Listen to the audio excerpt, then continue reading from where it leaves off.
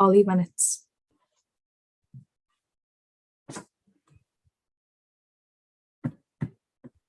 Good afternoon, everyone. Thanks so much for joining us this lunchtime. My name is Sophie Stowers, and I'm one of the researchers here at UK Changing Europe. And I'm joined here today by our expert panel to discuss the state of the Levelling Up agenda. So I'm here with Donald Houston, Senior Fellow at UK Changing Europe, and Professor at the University of Birmingham. Sarah Hall, Deputy Director of UK Changing Europe and Professor at the University of Nottingham. Anna Stansbury, Assistant Professor at MIT Sloan School of Management, and Dan Turner, who's a researcher at the Harvard Kennedy School. And I think this panel will sort of be framed, I suppose, by a recent paper from Anna and Dan, as well as Ed Balls, in which they remark that by the 2010s, the UK had become one of the most regionally unequal of the world's industrialised economies. And so hopefully over the next hour, we'll be digging into the reasons for that and sort of potential solutions to that issue. So I guess on that note, Anna and Dan, I'll start with you both. I was just wondering sort of what your motivations were to write this paper initially, and if you could kind of give us a summary of your main findings and what was most surprising to you sort of during your analysis. Great. Why don't I start if that's okay, Anna? And thank you for hosting us today. It's a pleasure to be here. And thank you for UK Changing Europe for hosting, Sarah and Donald for taking part in the panel. I'm looking forward to the conversation. So why don't I start with our motivations when we were drafting the paper? I think, as you've just said there, Sophie, it's no secret that the UK has regional inequalities, but over the past few years, we've really seen it rise up the policy agenda. At the same time, there's been a recent debate around stagnating productivity in the UK as a whole. So not just a regional productivity problem, but a national productivity problem as well. And I think a vague sense that the two are related, but not quite clear exactly what those causal mechanisms are, a sense that a lot of the bad things all go together. So the places that have poor outcomes in their schools, have poor outcomes in their labour market, have poor outcomes in health, and so on and so forth. So recognizing those two big facts and big challenges, I think that one thing we noticed was a lot of the research in this area tends to hone in on one particular element. So we will find a paper on the regional skills challenge or the regional infrastructure challenge or regional governance. And I think what that led us to reflect on was there often are bigger models that those authors have in mind about how the UK regional economy works that we wanted to test. It's just that those models aren't often stated explicitly. So the three that we identified when we talk about this in the conclusion of our paper is one model that says, actually, there's very little we can do. The nature of market forces, globalization, the direction of technological change means it's just inevitable that some regions are going to struggle and some regions are going to succeed. And in particular in the UK, the knowledge and intensive business service sectors in the Southeast are going to succeed and the former industrial communities will struggle.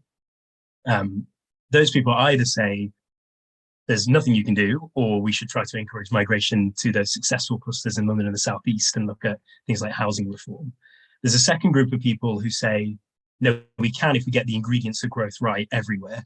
And this is kind of like the New Labour model of governance of if you invest heavily in skills, you invest heavily in regional regeneration, that should be sufficient to get us to a balanced form of growth across the country.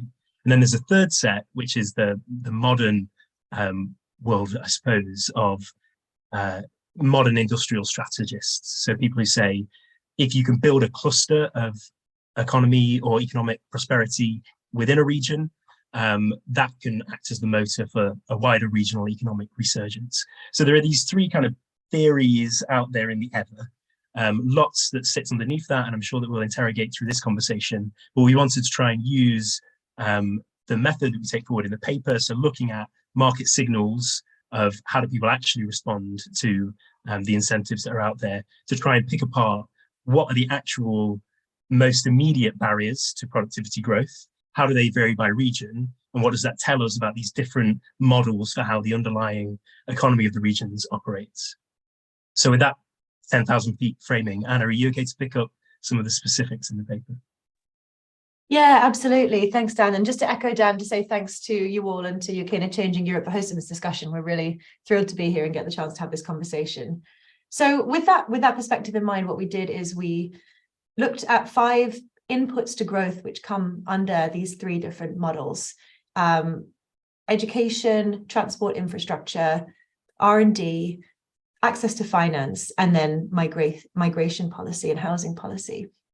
And for each of them, we tried to ask, the canonical thing with regional inequality will be that the poorer regions will be lacking on all those metrics. There will be less education, there will be less infrastructure, less research and development, less access to finance. And the question becomes, if you're prioritizing scarce policy time and resources, can we learn from these market signals Dan talked about to sort of infer which are the more incrementally useful places to focus?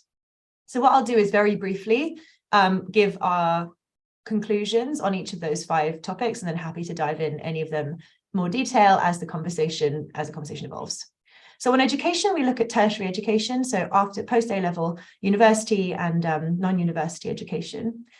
And what we see, and this is something that was really striking and very surprising to us when we estimated it, is if you estimate how much more a university graduate earns than someone who gets A-levels, the university wage premium, and you look at how that has changed over time. As university education has expanded, that wage premium has fallen in every region except London. So what that means is that on average, a university graduate is earning about 25 to 30% more than an average A-level recipient in all regions outside London now. In the 90s, that gap was about 40%. In London, that premium has stayed flat or even grown. And so from that pattern, we can sort of infer that the relative supply of university graduates has increased, and firms are now willing to pay less of a high premium for those graduates than they were before, so for those specific graduate skills. And that suggests in some sense that the education policy expansion of the last 30 years has been successful. It's given firms more of the skills that they need in the regions outside London. But the one area that we do still find a lack is in STEM skills. So we find evidence here that in STEM, actually, that premium is still high and in fact is rising in many regions, which seems to be evidence of a shortage of STEM skills, that firms are willing to pay ever increasingly more of a premium for those STEM graduate skills. On transport infrastructure, we compare UK cities to cities in the US and Western Europe.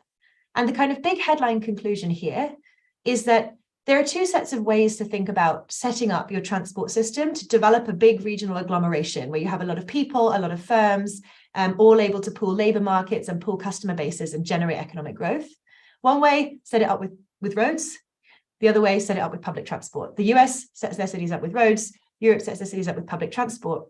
When we compare those to the UK, we see that the UK is actually good at neither in the cities outside of London. So we have smaller, more congested road networks than even the US, and we have less extensive, less reliable public transport networks than Western Europe. So that suggests to us that transport infrastructure could also be considered a binding constraint on growth for many of the non-London cities in the UK. On research and development, the key question here is, to what extent should the government play a role in doing knowledge generating activity that can spill over to other firms, that can generate clusters, that can promote firms' absorption of new knowledge and new techniques? And what we see is that actually UK government funded and higher education funding for research is very, very heavily skewed towards London and the Golden Triangle around Oxford and Cambridge, as it's called. Much more so even than private investment is skewed that way. And so we argue that the UK could learn from Germany and other countries in using public sector R&D to actually tilt investment more to high potential clusters outside of London and the Southeast. Those 3 buckets, education, transport, R&D, are all about how do you increase the ability for firms to be productive, to do high value economic activity. But the 4th possible bucket would be access to finance. It might be that firms outside London and the Southeast have a lot of opportunities, but they can't take advantage of them because they can't get the capital. So then we look at bank lending and ask, is it more difficult for firms outside London to get access to bank lending than it is for firms in London? And on a large range of metrics, we find no evidence that that's the case. So there doesn't seem to be any systematic difference in firms' ability to access finance in terms of interest rates, margins, collateral requirements, appeals rates, self-perceptions. But we do find potential evidence of a gap specifically for equity funding for high potential startups. And then the final portion would be migration, which is, okay, well, even if we can't generate growth outside London and the Southeast as effectively as we would like to, why aren't people moving more to opportunities in London And here, unsurprising but important to note that the reason that's not happening is the high housing prices in London have eroded the return to moving to London for anyone but relatively rich and high income people in the income distribution. And in fact, on net, people are leaving, not going to London. So that's the kind of 30,000 foot view of the 5 different policy areas, and looking forward to carrying on discussing. Can I just add, Anna, before we move on? So it's not an exhaustive set of things that drive productivity and growth. And there are some other issues that we didn't consider in the paper. The most notable of which I think is around governance and institutions that we might come to later in this conversation. And so effectively, to move from the findings Anna just set out to our policy recommendations, you have to assume that the UK has a government that is capable and willing to deliver the right policy to address regional inequalities, which I think there's a big question mark about how valid that is as a view. So alongside this paper, to try and get at that challenge, which isn't so easily amenable to quantitative research in the same way the other dimensions Anna set out are, we've separately been conducting interviews with practitioners. So we have about 100 hour-long interviews from prime ministers, chancellors, secretaries of state, local government administrators, business people, on the practice of trying to implement some of these policies post-1979. And we're hoping later this summer to be able to publish all of those and a summary paper to say, here are our findings on what has been effective and what has been dysfunctional about governance in the UK as well. So I'm happy as we go through the conversation to seed in some of the spoilers for that paper. Yeah, and I think, like, I'm sure sort of during this discussion, we'll get into some more of the specifics of that. But I think something I was just curious about, and maybe the interviews you just mentioned, Dan might sort of tap into it, is why is the UK's productivity problem sort of specifically so bad compared to a lot of other European countries? Because I know you sort of say in the paper that a lot of other European countries have faced the sort of same trajectory of deindustrialization, and they've all sort of seen a drop in productivity since sort of 2007, 2008. But why has sort of the UK's problem been so sustained, I think, compared to a lot of other countries in Europe?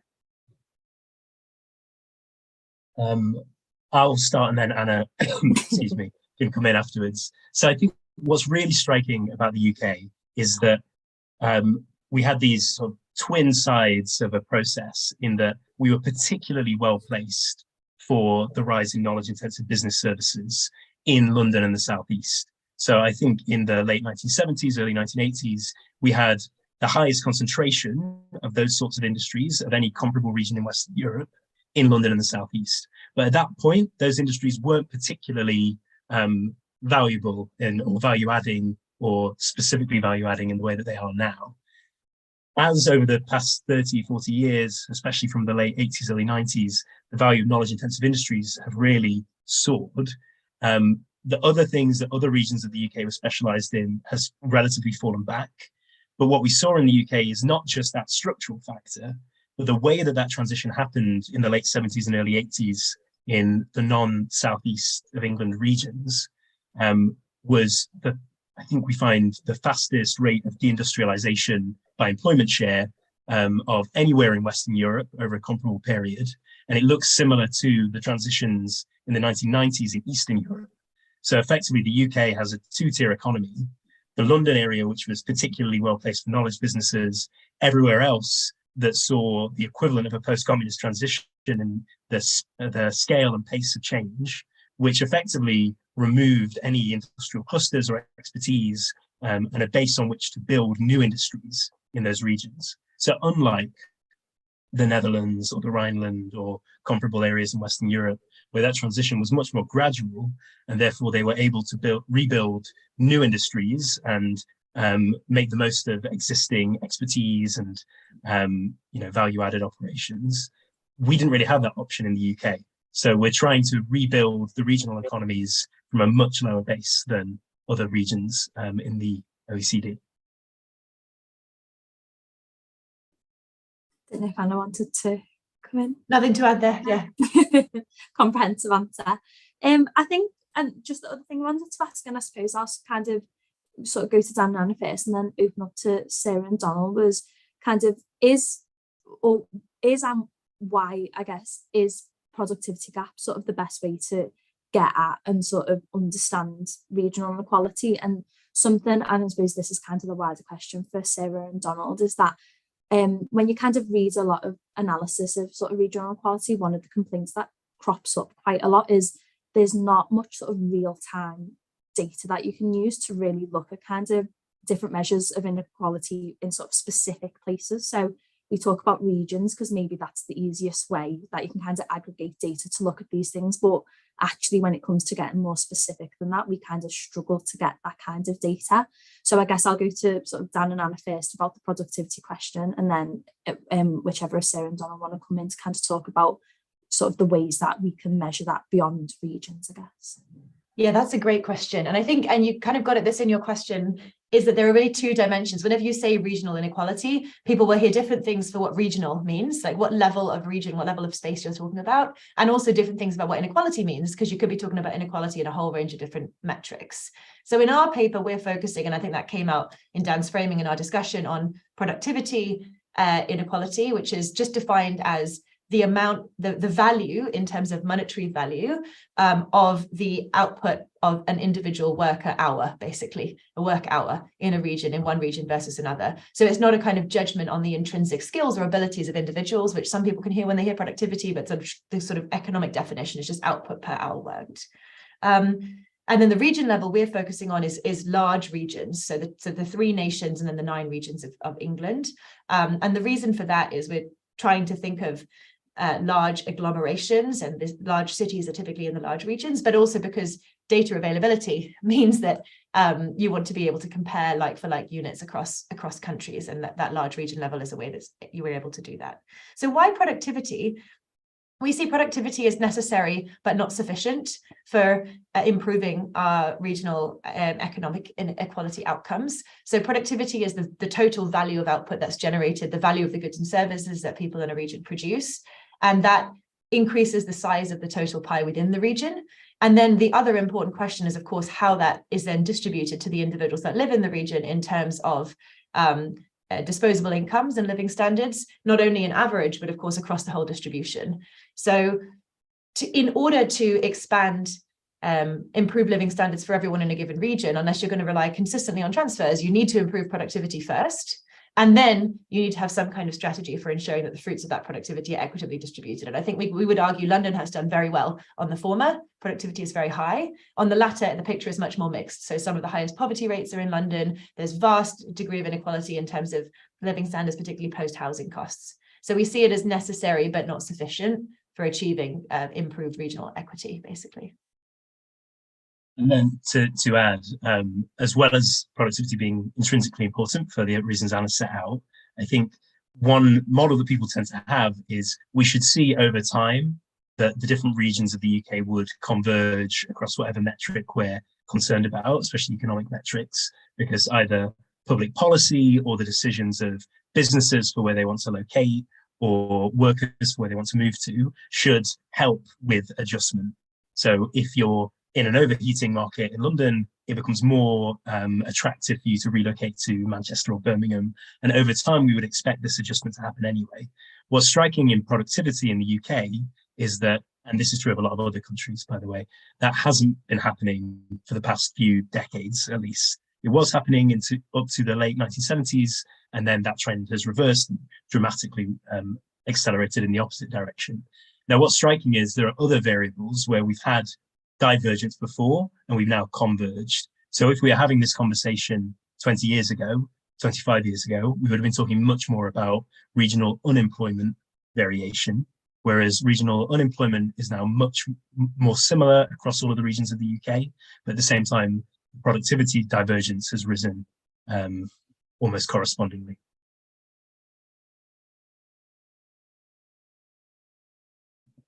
And then I don't know if Sarah or Don want to talk about kind of the availability of that data and whether actually looking at sort of regions is the best way to assess inequality of the measures we've got. A couple of things struck me as I was listening to what Dan and Anna were saying. I completely agree with what Anna was saying, that productivity is incredibly important, but it's not the whole story. And I think an issue with for non-economists, how productivity is talked about, I think to a lot of people in regions and localities on the ground, productivity can sound like a bit of a turn-off. It can sound like a bit abstract, and almost part of the problem of inequality rather than part of the solution. This is about the rich people and the finance sector making money, isn't it? I think a lot of people probably have that perception when they hear discussions about productivity. People's real concerns are about wages and housing costs and access to healthcare primarily. Obviously, though, as Anna was saying, productivity is actually what underpins our ability to deliver wages and healthcare provision, because it all needs to be paid for. But so I think translating the language in some contexts can perhaps be important. In terms of data and indicators, I mean, there's been an explosion in the last 10, 20 more years, 10 or 20 years in particular, in new indicators around well-being. And there's now internationally standardized well-being questions in surveys, which are very useful. And also environmental accounts, and valuing natural capital and so on. And I think those things are important to sit alongside productivity. And it's ironic that in the GDP figures there is imputed rent, which sounds horribly technical, but it's interesting that that's included in GDP, and that imputed rent is basically it's the landlord service that homeowners provide to themselves for free. So and it bumps up GDP quite a lot because you've got a lot of homeowners. And it's the same economic theory that underpins that underpins environmental accounting, putting a value on ecosystem services that are provided by forests, by biodiversity that supports crop pollination and clean air and all the rest of it. So I think we need to get a bit smarter in using and communicating those metrics alongside each other, to answer Sophie's question. But I completely agree with Anna's point about the sort of from a financial ability to pay for everything for public services and raise wages point of view, productivity is foundational. One of my favorite quotes is from Paul Krugman, the Nobel Prize winning economist. Productivity isn't everything, but in the long run, it's almost everything. When there's an economic crisis, it's very tempting to deal with immediate problems, which might be job creation, might be unemployment, might be poor health following a pandemic. But in the long run, since industrial times and even before, it's essentially increases in productivity that have risen our material standards of living, and that remains the case, really, to be able to pay for stuff. I think, so if I could come to you, and I kind of think it ties into what sort of Donald just said, was that, a lot of kind of the measures or the policies that we look at when we're talking about levelling up are kind of place-based. And some people say there's kind of that trade-off between policies or analyses that focus on the people and the individual in these places versus kind of the structure of the place as a whole. And I guess, should we be looking more at things like, sort of poverty or well-being and things like that? So I was kind of wondering if you think, kind of how do people on the ground think about this? How do the actual people who live in these places that are called left behind places or places in need of levelling up or priority one places, however they're called, what do they actually think about these type of policies, and what do they actually think their areas actually need? Yeah, thanks, Sophie. So I think this gets to a really interesting issue that Dan mentioned right at the start about what a region is. And I think a region can be kind of a zone on a map, but it's also a community. It's also an imagination that the people living and working there have. And I think part of the issue for the UK is that some regions make sense economically and culturally and socially. So Greater Manchester, I think, might be quite a good example of that. So it's got a kind of agglomerative economy. It's attracted additional investment. It's got a governance structure, particularly around the mayor there, that kind of makes sense. And indeed, through a new form of kind of enhanced devolution, trailblazer deals, there's kind of going to be enhanced devolution in Greater Manchester. The West Midlands might be another example. But you go to some other places, so the East Midlands, where I am, there's a new devolution deal there between Nottinghamshire and Derbyshire. That doesn't actually make that much sense to many people on the ground. You only have to come to Nottingham to know that the rivalries between Nottingham and Derby extend far beyond football. And so kind of creating a combined county authority with an East Midlands mayor, I think has particular challenges in these places. I think the other thing that I'd point out is that the sort of scale of a region or a place really matters.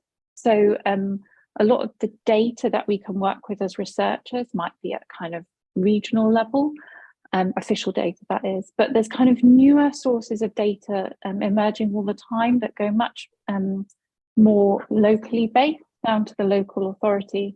And I think there might be some really interesting things to look at there to try and understand how local economies, even in the same region, may actually be faring really differently, might have a very different makeup in terms of their reliance on services versus manufacturing, might have really different commuter patterns, might have different spending locations.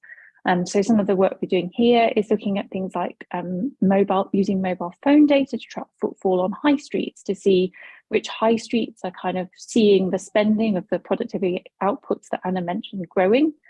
Post-COVID, there's been a lot about how kind of suburban and small town high streets are growing, and are we actually seeing a hollowing out of city centre? And we've been doing some work with residents in Teesside, which is in the northeast, often seen as kind of deprived, deindustrialising, been in the news a lot recently around its governance structures, and also in Mansfield in Nottinghamshire, so another kind of rapidly deindustrialising town. And we've been speaking to people about their understandings of the economy as they see it. They do not mention productivity. They don't mention GVA, GDP, any of these kinds of economic shorthands. And that's not to say they don't understand the economy. They really do. So they can give you very sophisticated accounts of why their shopping basket prices have gone up so much, the problems of transport infrastructure in Mansfield in terms of accessing Sheffield and Nottingham. So I think this comes back to the point that Donald made about how people's lived experiences of the economy can actually tell us a lot about what's going on, but there can be quite a gap between that and how, as researchers, we might talk about it. Yeah, I think something that sort of you mentioned there, Sarah, about like sort of these units of places that we talk about, some making more sense than others. And I know that when we did some work on levelling up at UKICE Changing Europe kind of last year, something that came up quite a lot was sort of like a resentment from some people. So say if they lived in Merseyside, say if they lived in St Helens or something like that, there was kind of a resentment towards Liverpool because there was a feeling that a lot of the levelling up resources were being concentrated in sort of the cities or, big university towns or cities and things like that. But what I thought was quite interesting that kind of came across in the paper was that actually a lot of cities outside of London and the southeast face quite similar problems to the surrounding areas when it comes to that productivity gap. They're falling behind the national average in places like, Birmingham or Leeds or Manchester or whatever. I was wondering if Dan and Anna, you could maybe talk a little bit about that, and just sort of, I was wondering, do we actually need to focus on cities more than we do, even though that might actually not really fit with the levelling up narrative that we've got at the minute? Yeah, if I can try maybe answer that slightly obliquely, Sophie, and also respond to the points that Sarah and Donald have raised, because I think it's all really excellent. So Sarah, I'm from Mansfield and I'm joining you today from Sheffield. So everything you said really resonates. And I think a fact that always boggles my mind is Sheffield today still produces the same quantity of steel that it ever did at its high point in the 1970s. But it employs 99% fewer people in its steel industry. So that's a real success story for UK manufacturing productivity.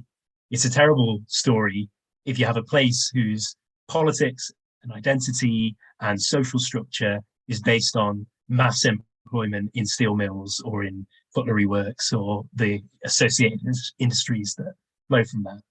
So I fully agree with all of the points that you both raised. I think that two lessons I take from the paper actually. One is that the answer to this broader based productivity goal that we're trying to pursue doesn't mean every place needs to become like London. So if the problem we have is that the industrial clusters that did exist because of policy decisions that were taken in the 70s and 80s fell too quickly, too far to manage that trade-off between just productivity and those wider sets of social goals, we need to say that for somewhere like Sheffield or South Yorkshire now, the growth opportunities for South Yorkshire don't come from financial services. They come from rebuilding some of those advanced materials, advanced manufacturing capabilities that exist out of things like Forge Masters, the main steelworks, or some of the university-related spin-outs that we have here. And I know the same is true of East Midlands with Rolls-Royce, Bombardier, and some of the really genuinely world-leading manufacturing firms. So I think there's a path, and I think our paper allows for this, to rebuild regional economies to a model that also speaks to their past political and social identity that's more rooted in things like a manufacturing past than everywhere having to become a knowledge-intensive business service-focused economy like London and the Southeast. So my hope that I take from the paper is it won't be easy, but there's a path through some of the interventions we talk about that could lead to a future for the economy that is consistent with and respects and honors the past. And with manufacturing, to your question there, Sophie, the advantage of that is it doesn't need to be quite so city centre focused. So take East Midlands, Derby as a city struggles economically, but Derbyshire is incredibly successful because its manufacturing assets are in the countryside outside of the city. And similarly, there's a map thing around on social media last week of productivity relative to the UK average for all of the regions of the UK. And it had London, the southeast, the oil fields of Scotland, but then it had Cheshire as above average, which is often missed from the national conversation because Cheshire has lots of high value added, high productivity jobs, but they're in things like the chemicals industry, which will never be in a city centre and require large amounts of space. And in fact, they need to be away from urban centres. So there are different models out there, I suppose is what I'm saying. I would agree with that. And I would just add, I think in some sense, we need as a nation two levelling up conversations, and they're often merged into one. One is, what is the future of feasible, high productivity economic activity in different parts of the country look like? And recognizing that the trend over the last decades and probably for the future will be that most economic activity that's high productivity is going to be in city regions, if not in city centres, because of knowledge spillovers and agglomeration economies and clusters, right? So then that question is what animates our paper, which is, which are the places that have this potential and are underperforming? And you look at in international context and you see that all countries have inequality between cities and non-city regions and rural areas. But the UK's cities are the ones that look particularly bad compared to other countries. It's particularly Birmingham and Manchester, but also smaller cities are very low productivity compared to similarly sized cities in Western Europe. Whereas the UK's towns and rural areas look less relatively bad as compared to other countries. So that's one question, is what is the kind of productivity enhancing industrial economic strategy in terms of all these inputs like skills and infrastructure, in terms of identifying what the right industries are? The other levelling up conversation, which is not the one we're speaking to in this paper, but more in some of the stuff on governance, is what is an appropriate strategy to maintain living standards and quality of life in the places where there's not an obvious new direction for high productivity economic activity because of sectoral shifts? So you could think about formerly coal towns that are in places that are very far from other possible new economic activities. You can maybe think about some of the coastal towns in that perspective, although maybe not, depends whether you think there's a future regeneration there. And that's got to be an important conversation too, but it's not about what's the right industrial structure, what's the right comparative advantage. It's about how do you improve living standards, how do you improve quality of life, what do you think about regional transfers? And I think they're different conversations, but they're often in the same national political debate, and it can feel mixed up because of that. Great, thank you. Something else that was quite interesting to talk about was kind of, there's a lot in the paper about education, but obviously that is all sort of tied up, I would imagine, with things like labour and mobility and things as well, because they're all kinds of interlinked. So I was wondering, Donald, if I could ask you sort of, you know, what does the research tell us about kind of those types of sort of regional inequalities in the UK in terms of sort of labour shortages, where demand's on? How has that kind of been exacerbated or changed by all the things that the country's gone through in the last few years, be it, you know, Brexit or COVID or sort of just shifts in migration patterns as well? I guess just kind of, does that reflect, is sort of the gaps in productivity reflected in sort of the gaps in labour availability or the types of demands that there are across the country? Certainly, since the pandemic, and Brexit is linked to this as well, but in the short run, the pandemic has had a much bigger impact than Brexit on labour supply. So since the pandemic, certainly, there have been considerable labour shortages, of course, which I think almost inevitably must have limited economic output and employment growth. That is regionally imbalanced. Interestingly, London has seen its workforce grow since the pandemic, and it's actually rural. There's uncertainty in this data, actually. I should qualify this a bit. Because the labour force survey went online during the pandemic, there have been issues with changes in the response bias, which Office for National Statistics have been working very hard to correct, and to some extent they have corrected for it. So there's a bit of a data caveat here, but the data that I've looked at over the pandemic period shows the workforce has actually grown in London and some other urban centres, and it shrunk quite massively in some rural areas.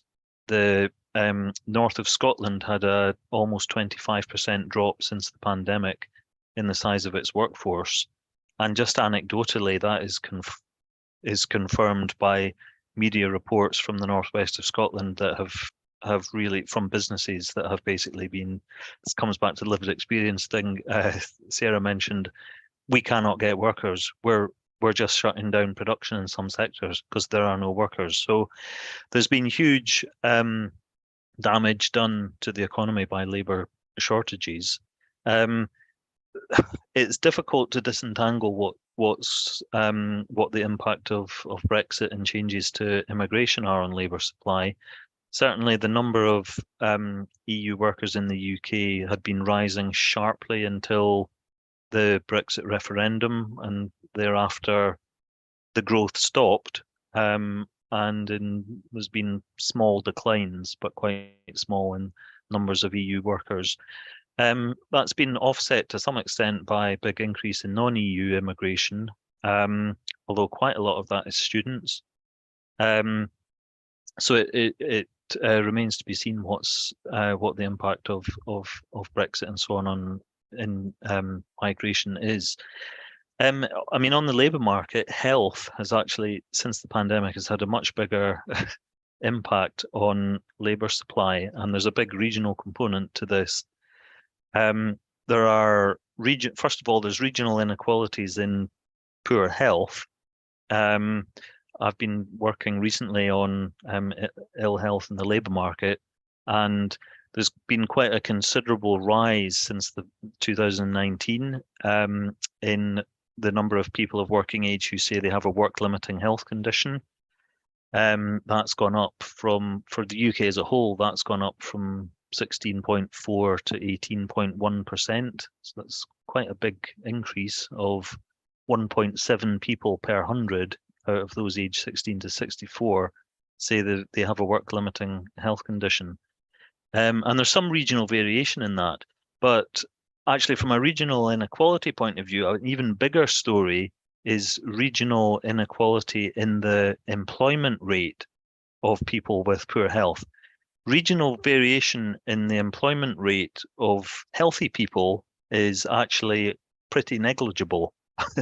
But the regional variation in employment rate of people with poor health is massive. The economic, so I'll try not to bore you with lots of figures, but just to illustrate what I'm talking about, the range in the economic inactivity rate of those with work-limiting health condition ranges from 41.6% in the east of England, which is still quite high, to a whopping 63.8% in Northern Ireland. Almost 2/3 of people with a work-limiting health condition don't have a job, or are economically inactive, sorry. So there's quite considerable issues in terms of labour supply and also social inequalities. So there's something about being in a weak labour market and having a health problem. The combination of those two things is very damaging to people's employment prospects. Great, thank you. There is a lot of questions in the Slido chat about free ports, and sort of kind of if they are an answer to levelling up, if they're kind of a big enough solution to sort of, I guess, resolve this issue that's been in the UK for a long time. But if I could just go to Sarah first, because obviously I know you're doing a lot of work on Teesside at the minute. I'd be really interested to kind of know, especially because it's been in the news quite a lot over the last few weeks, kind of in terms of the process around that and how it's been funded and things like that. Kind of what do people on the ground there think of Freeport as a solution? Did we see it as something sort of viable? And then I'll probably maybe go to Dan or Anna to kind of ask if they think it would work maybe when it comes to closing those productivity gaps. But I'll go to Sarah first on that, if that's okay. So I think this comes back to what I was saying earlier. What we've been doing on Teesside is interviews with businesses and households and also focus groups. And we've spoken to them about a range of different policy interventions that have taken place in the last kind of 5 to 10 years under the sort of levelling up umbrella. So I think the first thing to say is that the levelling up policy umbrella is broad, and there are many different strands that different places often have had to bid for.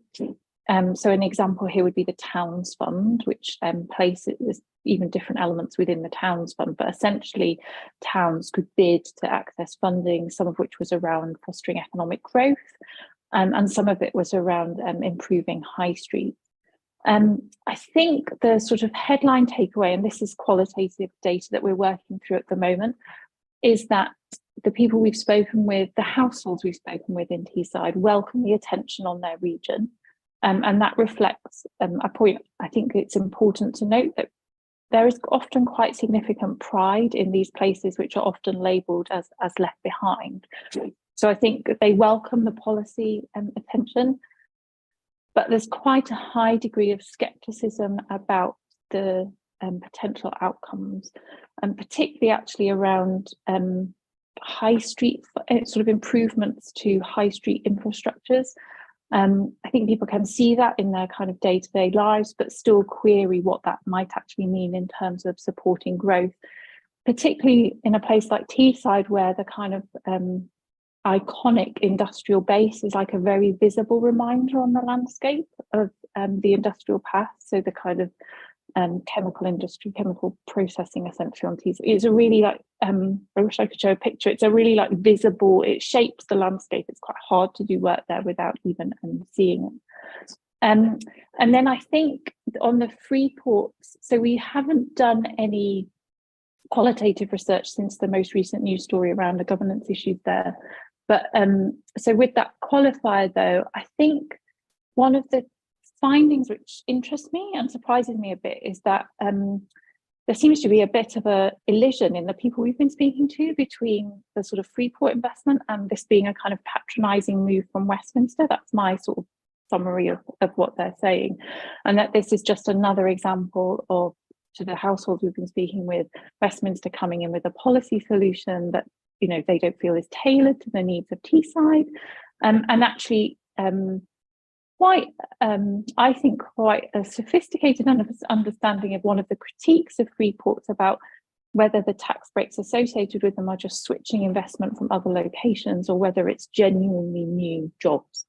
And certainly the households, but more so the sort of businesses, we've been focusing particularly on SMEs and Teesside, small and medium-sized enterprises, are quite alive to the risk of free ports, that they're kind of displacing investment that would have taken place elsewhere. I think Anna or Dan, did you sort of, based on the analysis that you did in the paper, do you kind of have an opinion on whether free ports are kind of a viable solution to the issues that you lay out, or do we need something that's sort of, I guess, less instantaneous? Do we need something more sustained than what the free port programme is putting forward? I don't know who will want to take that, but yeah, happy to offer some reflections, and then Dan obviously chip in as well. So less specifically to the Teesside Freeport, but more thinking in general. I think Sarah alluded to the big concern with free ports, which is to the extent that the attraction is tax benefits or other kinds of tax customs benefits, there's a risk of displacement. And the big question is this a displacement only from other areas, and then it's maybe beneficial for the exact place where it's happening, but less beneficial, it's more zero sum in the whole region or perhaps in the whole nation. And so when you look at evidence, not just on the economic evidence, not just on free ports, but on different kinds of special economic zones that are set up with that in mind, is very, very mixed, largely for that reason, because some of it might be job displacement, whereas some of it is really new job creation. My understanding of some of the lessons from that research is that one of the key points is how much else is done within the structuring of the special economic zone to provide for meaningful new resources, which is one point. How much is there actually really new in terms of resources for skills strategy, in terms of better infrastructure, and some of the issues that we identify in the paper? How much is done in terms of meaningful simplification? So some of the big lessons from successful special economic zones or free ports is it's happening in places where it's actually very difficult to build, very difficult to operate businesses. So the increment on which that is happening is less displacement and more really enabling businesses to operate better and maybe new investment to come in. And then the third, which I think is not really in our paper, but is in the second paper and thinking about governance and coordination, is a lot of the places that have deindustrialized, lessons from both the US and Germany here, but have not done as badly as one might have expected, given that, and maybe have even regenerated. There's been a set of institutions and local actors that are coordinating together on what the local strategy needs to be. It could be led by a chamber of commerce, it could be led by a local government institution, or structures that cooperate between government at the local and national level, business, civil society, skills providers, innovation and universities. To the extent that a special economic zone or a free port or any of these other kinds of new policy initiatives can provide that coordination structure to create a more holistic and sensible kind of strategy for economic development, I think that's an area where there's also a lot of potential for success. So all I would add to that, Sophie, is, and I think picking up some of Sarah's points, and maybe this is some of the subtext and some of the questions that have come in, if there have been a lot of them, is we have a big problem in the UK with instability of policy around this. So some of those people in Teesside will, in their lifetime have seen 3 iterations of enterprise zones, now the free ports, the innovations, investment zones coming down the path. They'll have gone through regional development agencies, LETs, the Combined Authority. So we have huge amounts of churn. The Institute for Government did a paper, I think last year or the year before, where they said that the 3 policy areas that seen the most churn in UK policy making were regional policy, skills policy, and industrial strategy. So it's at the intersection of all of that. So I think people are right to be skeptical. What that links to, though, is if you're a local actor taking this forward, as Anna's just said, it's really important that you are effectively scrutinized, subject to audit, and so on and so forth, because what our second paper suggests is one of the key variables for maintaining that continuity of policies across changes of government in particular is having the confidence of civil servants that you are putting public money to good use. and to avoid these things becoming political footballs and partisan issues. So insofar as free ports may undermine either of those, I don't think it's particularly helpful from the perspective of stability in these policies, which must be a necessary condition for them to work. Great, thank you. There's another really interesting question on the Slido actually, which is asking if there are any sort of regional statistics for net disposable income for professions like nursing or teaching or sort of public services, I'm guessing, after things like housing and commuting costs have been deducted. So I guess the first question is the data like that is actually, you know, accessible? And I think it also gets into what was mentioned in the paper about the importance of I think it was transport infrastructure kind of outside of London, but then within London itself, things like housing costs, that was having quite a big effect on the sector. So I don't know if Anna and Dan can answer whether that data is available and maybe talk a little bit about your findings on those two issues. Yeah, so we don't break out the stats by occupation in our paper, so I can't speak with any great degree of certainty for teachers and nurses, but that data will exist and will be able to be looked at. What we look at in the paper is just across the income distribution. We look at renters, because homeowners, obviously, if you're in a place with high housing costs, at some point you're benefiting from that rather than paying for it. So we look at renters in different regions of the UK and calculate the net disposable, so the disposable income of renters net of housing costs, net of rent costs at the 25th percentile, the 50th percentile, so the median worker, and then the 75th percentile in each region. And what we see is that at all percentiles, if you just look at income, London is paying the highest out of any region. But once you go to income net of rent costs, at the 75th percentile, which is, you know, your relatively high earning professionals on the whole, London is still the highest paying place, even net of rent. At the median, London is about in the middle of all the regions. Some regions actually, you know, there's higher income net of rent. And then at the 25th percentile, London is one of the lowest sort of net disposable income regions, net of rent cost now. So thinking about where, depending who you're interested in, fits in that distribution, it basically suggests that there's very, very little net income benefit from moving to London for people who are in the lower to middle portion of the income distribution.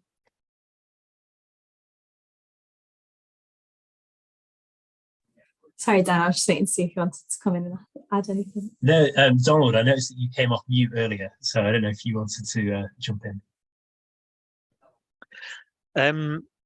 I was really going to build a little bit on what you and Sarah, and I think Anna as well, were saying, spinning off from the free ports conversation about the need for coordinated and sustained and certain and stable investment and clear policy signals and priorities.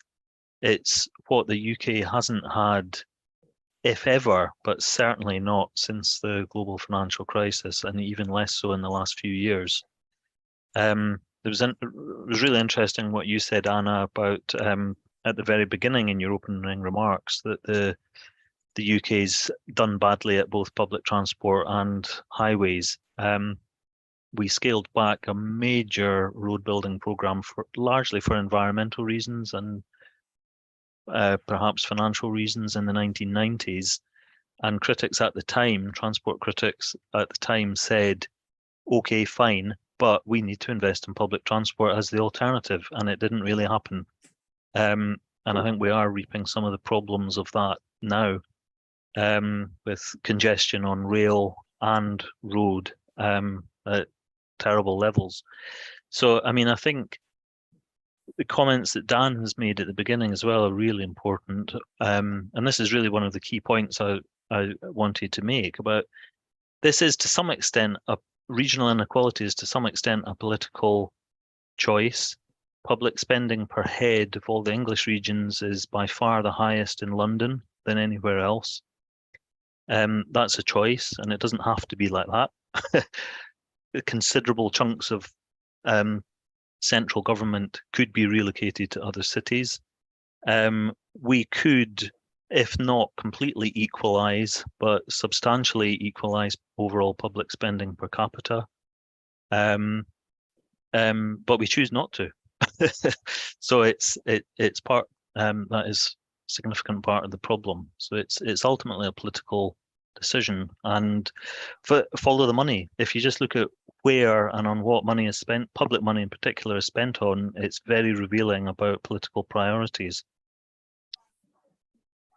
Great, thank I can just Okay, illustrate that, Sophie, Yeah, of course, yeah. because one of the findings that I think is really striking in the paper is regional inequality in the UK now looks similar to East Germany or West Germany or North and South Italy, in a way that wouldn't have been true, would have been absurd to think maybe 20 years ago.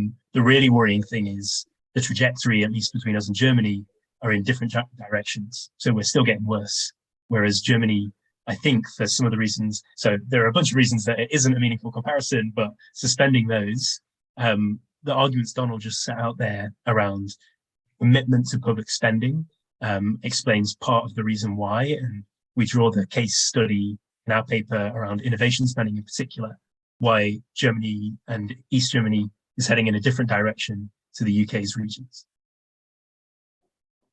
Great. Yeah, it's very, I mean, so I was just going to add to that. I mean, lack of good implementation of policy as well. We have ended up, HS2 is quite a good example, and HS1 as well, which is basically the link to the Channel Tunnel. So we managed to build eventually HS1 and the Channel Tunnel. So London got connected to Paris, and then we eventually get round to planning HS2. And then it runs into financial problems, and it looks like we might get London connected to Birmingham, possibly a bit further if we're lucky. I said, only very slightly tongue-in-cheek, we should have started building HS2 in Manchester, if not Glasgow, and started heading south. And then when it ran out of money, at least the north would have got something. So there's a lack of joined-up thinking and commitment to long-term major infrastructure projects, which we're generally not very good at in the UK. But the regional point I wanted to make is high-speed rail, the two bits that we're going to get, one that we've already got, the next bit we're going to get, both connect from London. Voila. And I guess sort of as we're coming towards the end of the hour, the last thing I sort of wanted to ask, and I understand it might be a big question, but, you know, we all know that there is going to be an election soon enough, I guess. So I was wondering, you know, if there's change of government, if there isn't, kind of, what do you think the future of the Levelling Up agenda is? Both kind of, does it have a political future? How will it manifest itself? Will it have a different name maybe under a Labour government? So I was just wondering if I could kind of go to each of you one by one to kind of get your reflections. So I'll go in the order of my screen. So I'll start with Sarah, if that's okay. So I see Levelling Up as the latest iteration in a long history of regional policy in the UK, which has taken place at different spatial scales, like Dan said. And I think partly because of the data that's presented in papers like Anna and Dan's, I don't think an incoming government would be able to ignore it. I think an incoming government would also wouldn't be able to ignore it because there are big questions about fiscal questions about where tax is going to come from to spend on the public services that an incoming government is likely to want to spend on. And by extension, I think there's actually also a linked question about, you know, what are we going to do with the UK as what is still a finance-led economy? What's the place of the financial and business services sector? Are we going to sort of recycle tax receipts to spend in the regions? So I think regional policy will need to be addressed. I think if there's a change in government, I doubt it would be called Levelling Up for all the reasons that you can imagine. And I think one of the kind of areas to watch is how devolution changes in the next parliamentary cycle. So I think there've been arguments put forward in research that the UK has done devolution in quite a light way, Devo light, if you like, especially when you look at the kind of regional infrastructure in somewhere like Germany. I think there's some really interesting new developments around that make devolution look quite different now. So these trailblazer deals for the West Midlands and Manchester. So if I had an area to watch, it would be the kind of governance of devolution. Donald, if I could go to you next. I think I'm conscious of time, and I very much agree with everything that Sarah has said. So I won't take up any more time. I think she's spot on. It's very sort of camaraderie sort of behaviour from Donald. Thank you very much. And then I guess Dan and then Anna, if that's okay, if you've got some quick reflections on kind of what you think the future of the agenda is. Well, I'll try to be very quick. So agreeing with everything that Sarah said and pulling out the point that regardless of which party forms the next government, the public finances will probably be fairly straightened because of what they'll be inheriting from the current parliament. So given that, there'll be an emphasis on how do we grow at the margins fairly quickly without necessarily spending a lot more money. I think as a final plug for our paper, there's some hope to answer that.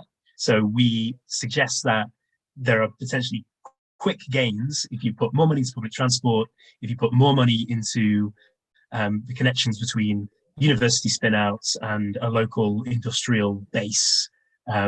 That's the direction the parties are starting to head in anyway, I think. So I would expect to see that continued and hopefully supercharged into the next parliament. And then yeah, agreeing with what everyone said and just adding, I don't know what will happen, but I think it's important to emphasize just the scale of the effort that is needed if this is going to be meaningfully tackled. You know, the gaps between places and the trajectory we're on and the kind of headwinds from global sectoral economic shifts that happen mean that without really meaningful long-term and large-scale in terms of resources and in terms of just political effort and energy, it seems unlikely that we're going to change the direction meaningfully. So hoping that the conditions can arise that will let that happen. Great, thank you so much. Thank you to Sarah, Donald, Dan and Anna for joining us today. It was a really interesting discussion. Just a few plugs to end on. So we are having an In Conversation event with Neil Kinnock this evening, which I'm sure will be really interesting. So you can join in and watch that online this evening. We've also got our annual conference tomorrow. I think all our in-person tickets are sold out, but again, you can join us online for what will be a day of really interesting panels. And we'll be joined by Andrea Leadsom and Annalise Dodds, who will be giving some keynotes on sort of the state of their parties and what they think of British politics. And then we also have our next lunch hour on the 20th of June with Robert Buckland, Liam Fox and Katie Bowles for the launch of Tim Bale, our former Deputy Director's new book. So please do go onto our website, uknews.ac.uk, to see what we've got coming up. And thank you so much for joining us and have a lovely afternoon. Thank you. Thank you so much.